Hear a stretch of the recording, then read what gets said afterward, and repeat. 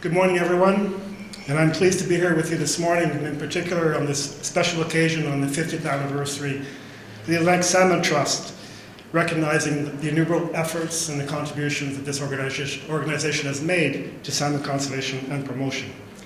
So as Robbie mentioned, my talk is about changing survival patterns and shifting populations. It's really back to the future compared to what Glenn presented, and you'll see why in a few minutes. I structured the talk in roughly 5 parts. I want to go back to first principles, which is what is this species, this fish we're talking about, going back to its origins.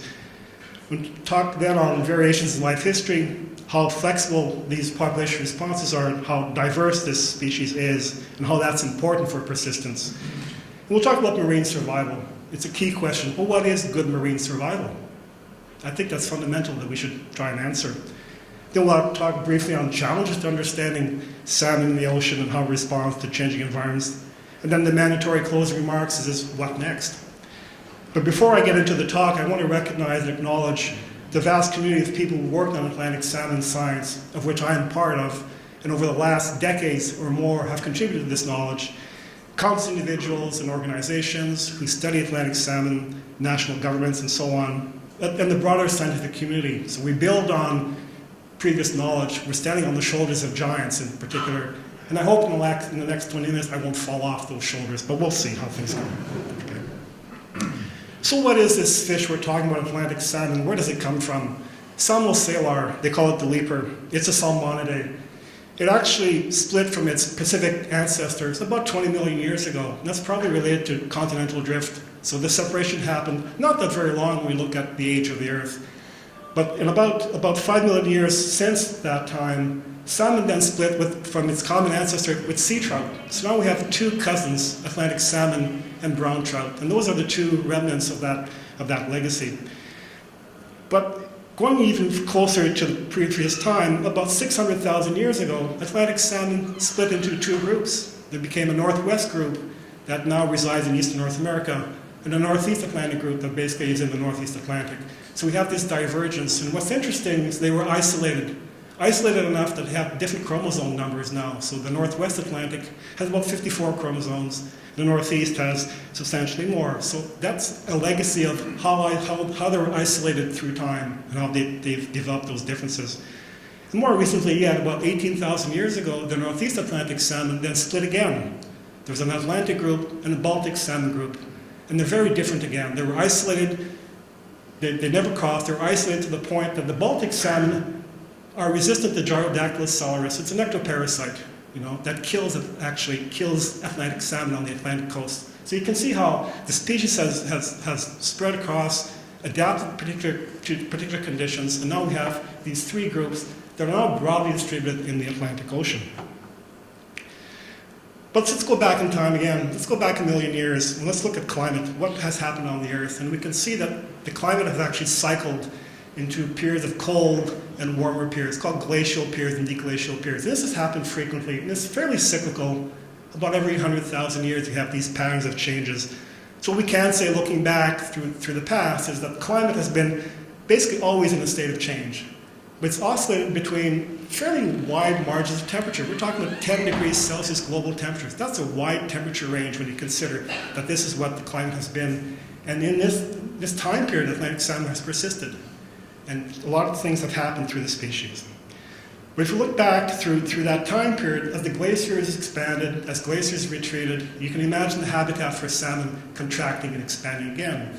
And particularly in the last ice age, if you look at the peak about 20,000 years ago, when the maximum glacial extent occurred in the North Atlantic, the sea level was 120 meters lower than it is currently. If you can imagine, 120 meters of less water in the ocean. This is what happened at that time. The glaciers retreated, sea levels rose, Atlantic salmon expanded into its current range.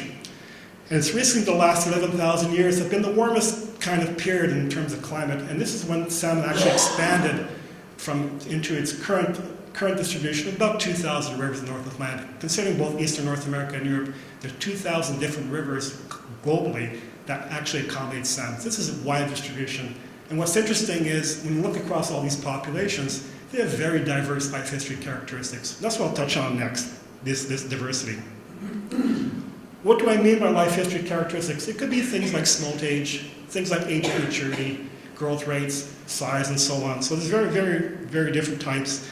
And all these characteristics actually respond. They're very responsive to things like climate, things like growth conditions. So for example, on the map you see here and on the graph to the right, this is simply pictures of smolt age. How many years the juveniles spend in rivers before they go to sea. And basically in the southern latitudes, because it's warmer, fish grow much more quickly. They grow to sea at younger smolt ages. And as you go further north, they take much longer. And the pattern is quite strong when you look at the mean age of smolts versus an index of growth potential here, which is basically degree days, how warm it is for the animal. And the warmer it is, the more quickly they grow. And the colder it is, the longer it takes them to go to sea. And that's consistent if you're talking about Northwest Atlantic or Northeast Atlantic. So it's a common pattern of response. We also see a lot of diversity in sea age at maturity. So smolts go to sea and they come back after 1 year at sea, up to 5 years at sea. So 5 sea winter fish, these are maiden salmon that have spent 5 years in the ocean, come back for the first time. And we see those in particular in the northern areas like Finland and the Tenno River. These are very large animals, spend a long time at sea. But the longer they spend at sea, the bigger they are. So we have not only older ages, but larger fish. And this is very important.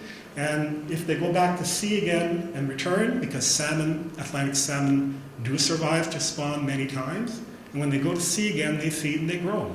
And you see a diverse age structure, diverse size structure in these populations. If we look at what kind of age structure we have across the North Atlantic, you can see that basically, if we break it down into one sea winter fish, which are grilse, and the multi-sea winter fish, the fish that spend many years at sea, you can see that there's actually some diversity across the regions. So for example, in Newfoundland, Canada, which is the part that sticks out the most in the Atlantic, or in Ireland, those salmon populations are dominated by one sea winter fish. They're basically grilse rivers. But if you look at different parts of Europe, for example, Norway, Finland, Russia, and even in the UK, England, and Wales, we have populations of salmon that have an important proportion that are multi-sea winter fish. So it's quite diverse in terms of how populations are responding to their environment and their climates. And this is very important when we look at resilience and persistence of this species. Again, so fish have different sea ages, different sizes at age. If you look at one sea winter fish, the grilse populations, and generally in the green circles on the left-hand plot, you can see that basically in one sea winter populations, they're mostly males. Some river populations might be 50% female, but generally, if they come back to one sea winter, they tend to be males. And they tend to be smaller and they have fewer eggs. So a one sea winter female might have 2,000 to maybe 6,000 eggs. When you look at multi-sea winter populations, they're larger. In those groups, they're mostly female, and they have very large fecundity. They carry many eggs per female, from 6 to upwards of 15,000 eggs per fish. And you can see a pattern of, as fish increases in size, the bigger the fish, the more eggs they have. The bigger the fish, the larger the eggs. And this is important in terms of survival. Large eggs in the rivers impart better survival to hatching and so on. So you can see this trade-off between size, numbers of eggs, size of eggs, has consequences on population sustainability.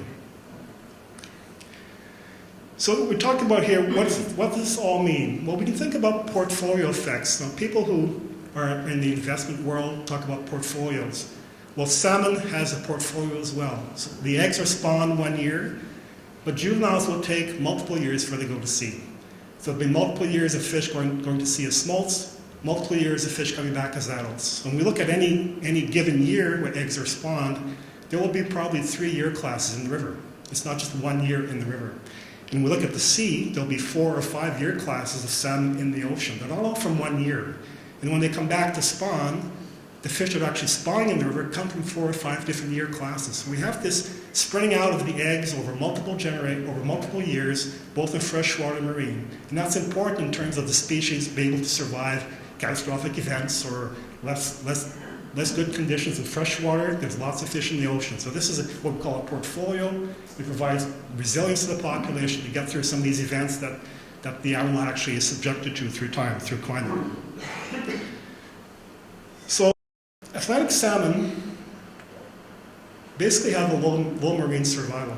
They actually have high mortality when they go to sea, and that's an inherent feature of the species. And why is that? It's because when they go to sea, they grow very fast. Atlantic salmon, in terms of growth, is one of the fastest growing fish in the ocean when they go to sea. In fact, they probably grow as fast as bluefin tuna in their first year. And how do they grow so fast? They have to eat. And in order to eat, you have to take risks. And when you take risks, you may become prey. This is why there's a trade-off in the ocean. To grow fast, you take a risk and you may die. So mortality at sea is very high, but coincidentally, survival in freshwater is actually quite high. If we look at eggs producing juveniles, it can be as high as 3%. That sounds low. Compared to other marine fish, this is extremely high. And this is important when we consider the trade-offs between what happens in freshwater and what happens at sea. So for example, we can do a very simple calculation that if you take a 1 sea winter female that may bring in 3,000 eggs, in order for that population to persist, she has to produce 2 progeny, 1 male, 1 female. Okay? So if 2% of her eggs survive to produce smolts, she'll produce 60 smolts. Those 60 smolts have to produce 2 adults for that population to replace itself.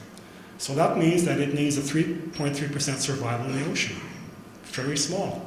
97% of the animals that go to sea will die, but that's okay. That female will have replaced herself in 1 generation. If in freshwater the survival is only 1%, what does that mean? It means that she needs to have twice the survival in the ocean to replace herself. So the trade-off is very direct. If you double the survival rate in freshwater, you can have the survival rate at sea. If you have the survival rate in freshwater, you have to double the survival rate in the ocean to make it up for it. This is why there's an important trade-off between what happens in freshwater and what happens in the ocean for that animal to persist. But if you're a multi-sea winter female, much larger, you carry 10,000 eggs. If 1% of the eggs survive, you produce 100 smolts. In order for that female to replace herself, to have 2 progeny, and they spend 2 years at sea, then 2% of them have to survive, cumulative survival. So you can see that if you're a multi-sea winter female, you can cope with lower marine survival because you produce much more progeny to begin with. So this is a trade-off between freshwater and marine survival that I'll come back to later on when we talk about the role of freshwater. So what is normal marine survival and what is good marine survival? Right now we're concerned about poor marine survival. But the question is, where would we like to be? What would be good marine survival? What I just showed you in terms of replacement rates, that's not probably okay. That's just an example of what the population needs to replace itself. That's not really sufficient. I would suggest that we should begin to think about survival should be high enough that the species can survive catastrophic events. Things like droughts, extreme winters, glaciers, those are things that can affect the species. So there should be high enough that the animal can persist through that. It should be sufficient, if we think about higher survival, to allow the animal to expand its range when it can. So when deglaciation happened, where new habitat opened up, fish were able to colonize because they produced enough fish to colonize those areas. That's another example. Or we need to have survival rates that are high enough that we can actually draw benefit, have fisheries. So I think that's another way of thinking about it. One thing to keep in mind is where can we act? So in freshwater, we can increase survival, but that's limited. Space is limited in freshwater. Atlantic salmon compete for space and density dependence, which is competition occurs in freshwater. So there's only so many smolts you can produce from the river up to a point. So there's some scope for improvement, but very little. The marine environment is where everything happens. That's where it's density independent. The more fish you put out, they compete, but they're not competing with each other. It's really what they can find. So I think if we're going to have any increase in returns for animals coming back, biggest gain to be made is in the marine environment. So what kind of marine survivals have we observed in these populations over time? The graph here just shows you an example of the return rates across, on the left-hand side for North America, on the right-hand side for European. These are all rivers combined by country over all multiple years. And you can see from this picture a couple of things. If they're one sea winter populations, the red bars, they tend to have higher return rates than multi-sea winter populations. Well, they only spend 1 year at sea, so that's consistent. The other thing you can notice is that the return rates for the Northeast Atlantic European populations are actually higher than North America. They go into different marine environment and they have different responses, different survival rates. So there's another pattern you can see. And the last point to make is what the return rates we have seen in Europe or in many countries are about 10%. In some cases very high, in some cases much lower. So that's the scale of return rates we've seen in recent years of salmon coming back to the ocean. Is it sufficient? Well, let's see. The evidence we have of reduced abundance in the Atlantic is actually based on reconstructions we have of abundance in the ocean. And we do that for three fairly large complexes. We have the North American complex, we have a Southern European and a Northern European complex. And we've reconstructed abundance of salmon. One thing I want to bring to mind here is that if we look back at the peak, probably in the 1970s, where there were most salmon were at sea, there was only about 10 million fish in the ocean. That's the scale of animals we have at that time, and we consider that to be a good time. Currently, in the last 10 years, we've averaged about 3.5 million fish at sea. And this is January 1st of their first winter. Not a lot of animals. The question is, and you can see the decline that's happened, the question is, what part of these declines can we attribute to insufficient spawners? And what part can we attribute to poor survival? So let's look at that. So we can look at, for example, the previous graph just showed you numbers of animals. What this graph shows you is the numbers of animals per female. So what is the recruitment rate? It's called a productivity. So how has that changed over time? And you can see that in the late 1970s, early 1980s, productivity was actually quite high. It was above 1. The numbers are actually irrelevant, but it's quite high.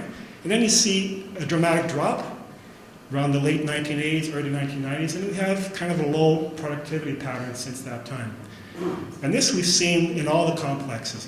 And in particular, for the North American complex and Southern European complex, something happened between 1989 and 1991. There was a dramatic drop in productivity over that time. It happened for North American fish, it happened for Southern European fish. And those are the two complexes that actually go to Greenland. They actually go to Greenland collectively and feed. So you ask the question, is it possible that something happened in the North Atlantic for those two complexes in that time period? And we've identified that as a regime shift. And it has not recovered. Despite when we look at oceanography, it dropped and it stayed low. Why is that? Well, one way to actually narrow down the problem is we know for sure that it's marine survival. Because we have a lot of rivers in both North America and in the Northeast Atlantic, where we actually count smolts going out and count adults coming back. And that ratio of adults to smolts is a good proxy for marine survival. And all these graphs here are individual rivers, and the red line shows you the trend in that marine survival or return rates. And you can see, with few exceptions, that they're all going down. And there were some dramatic drops in some rivers, like for example, in the River Bush, where we had return rates of about 35% in the early 1980s, and now we're down to about 5%. And you can see it in other rivers as well. So marine survival clearly is a problem, and we've seen that. So what is the problem? How do we understand how salmon responds to this environment? I would submit to you that I think we have actually a very short time period to actually understand that.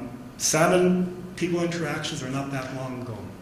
The very first examples we have of salmon and peoples in archaeological sites in Spain. These are 40,000 years ago. Salmon remnants were found in places where people resided. So that's the first evidence that salmon and people interact at the very southern limits of the range.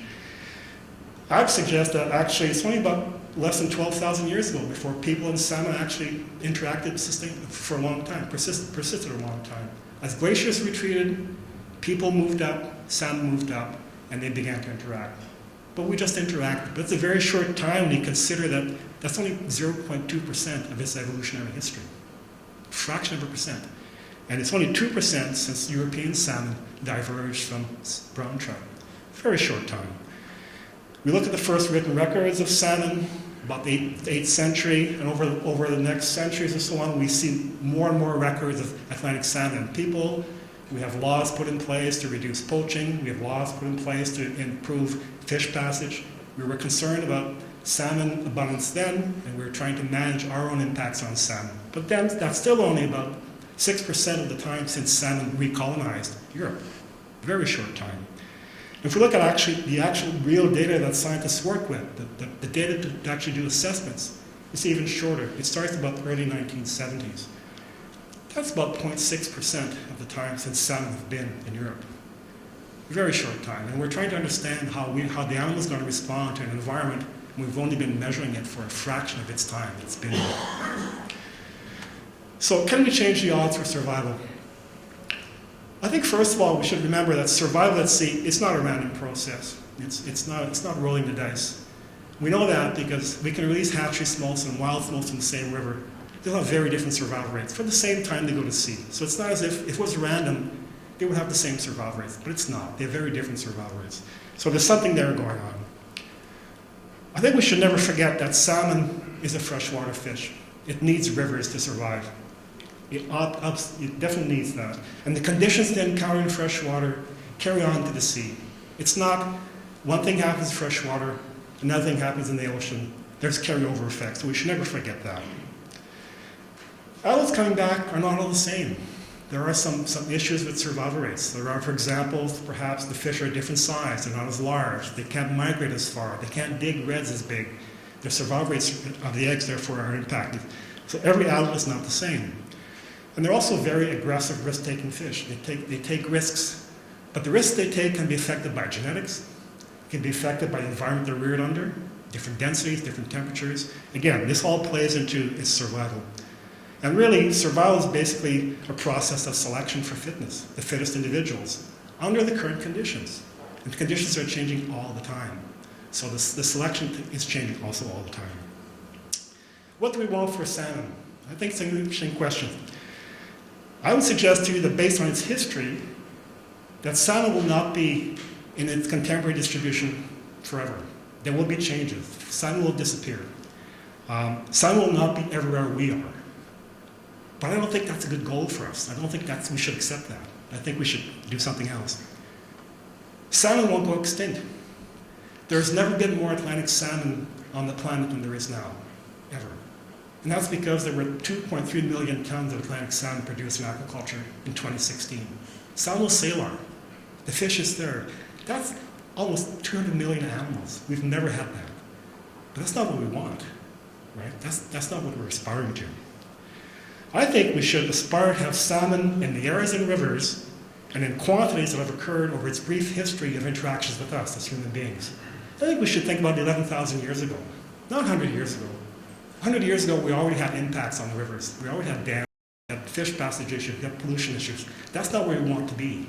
We'd like to go back to, even back further in time. And I think that in order to do so, what we should think about is what impact we are having on the environment that the fish lives in, and how quickly that environment is changing. And I submit to you, I think what we should aim is to have our impacts and the rate of change of those impacts be at the same rate as the conditions that change over salmon's evolutionary history.